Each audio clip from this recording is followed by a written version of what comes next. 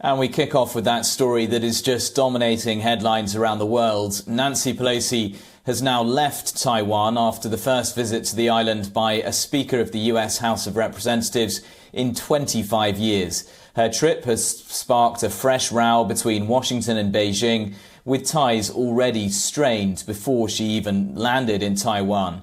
While in Taipei, Pelosi held talks with President Tsai Ing-wen, and she was also given a special award.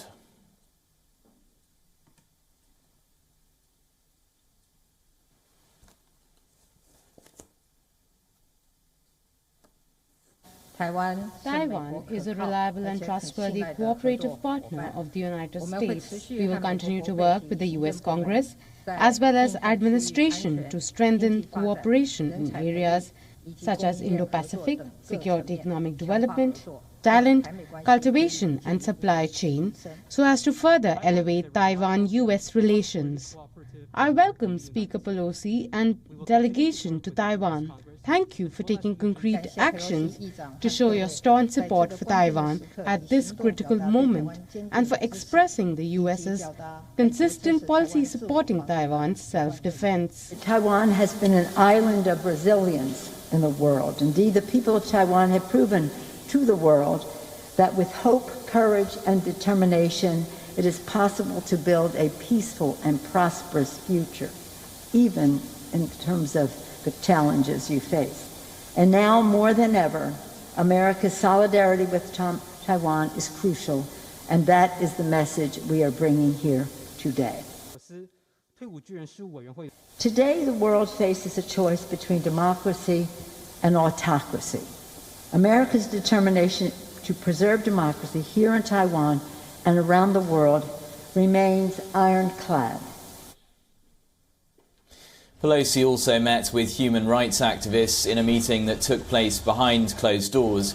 Since Pelosi's potential pit stop in Taiwan was first reported, Beijing has signalled its anger about a top US politician visiting the island. While in Cambodia for the ASEAN summit, Chinese Foreign Minister Wang Yi said anybody who offends China will be punished.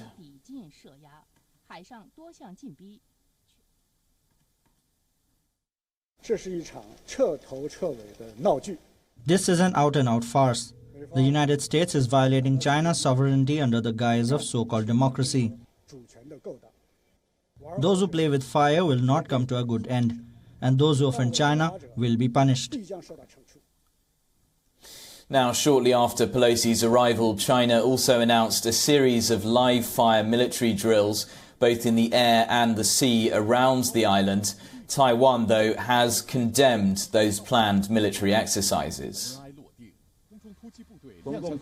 China's announcement on its drills in 6 areas around Taiwan, including the southwest, east and southeast, between August 4 to August 7, are equal to sea and air blockades. Such an act covers our country's territory and sea territory.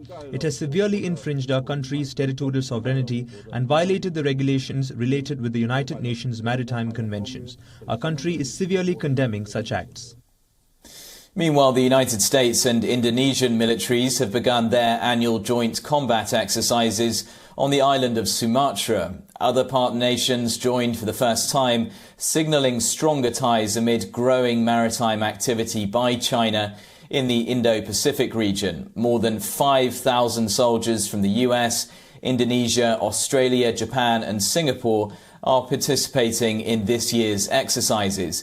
That makes them the largest since the drills began back in 2009.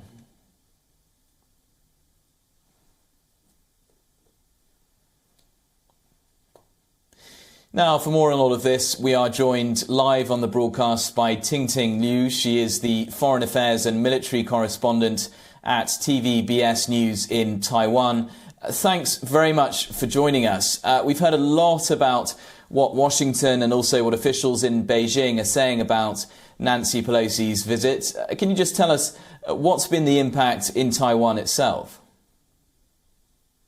Thank you for having me. Yes, we actually have seen that Nancy Pelosi has officially concluded her trip to Taiwan, and her flight just took off at just slightly an hour and a half ago, and she's heading for South Korea now. So we are actually seeing that the Taiwanese people in general, they are very welcoming to Pelosi's visit to Taiwan. But obviously, with her departure, now comes the hard question on what's the extent of PLA's military exercise around Taiwan. So as mentioned previously, yes, we are actually seeing that the PLA saying that they will actually hold live fire exercises at 6 areas around Taiwan. And some of the areas that are drawn on the map actually incurred into Taiwan's territorial waters. And this is actually quite concerning because we are seeing that the Defense Ministry has strongly condemned such a military exercise, calling that is in violations of Republic of China, Taiwan's sovereignty. And no doubt, with increased military pressure in this region, people in Taiwan are watching very closely. The Defense Ministry is on high alert. We are actually seeing fighter jets taking off with live ammunition being loaded onto the jets. So, as to how eventually the situation in my region will play out over the next few days, it is still yet to be observed. And how much concern is there from officials as well as the military about these planned military exercises? You mentioned some of the preparations there. What are they doing to try to respond to them? The Defense Ministry actually held an emergency press conference at 11:30 a.m. local time, which is actually, let me take a look, it's around 7 to 8 hours ago. And that was actually while Nancy Pelosi was meeting in private with the president of Taiwan, President Tsai Ing-wen. In this emergency press conference out there, the Defense Ministry spokesperson not only strongly condemns the PLA's possible military exercise around Taiwan. One thing that is to note of this press conference is also to tell the people of Taiwan not to be worried. The army, the military in Taiwan is fully prepared and is closely monitoring the situation. And on top of that press conference in the afternoon, the Defense Ministry has also released a video that consists of fighter jets taking off. It is one of those videos that have the hopes of telling people of Taiwan that we are actually ready. So, based on the tweet that they tweeted this afternoon, it says that the Republic of China Armed Forces is resolved to uphold our sovereignty, liberty, and democracy. We are not eager for a fight, nor will we shy away from one. See, these are pretty strong words there.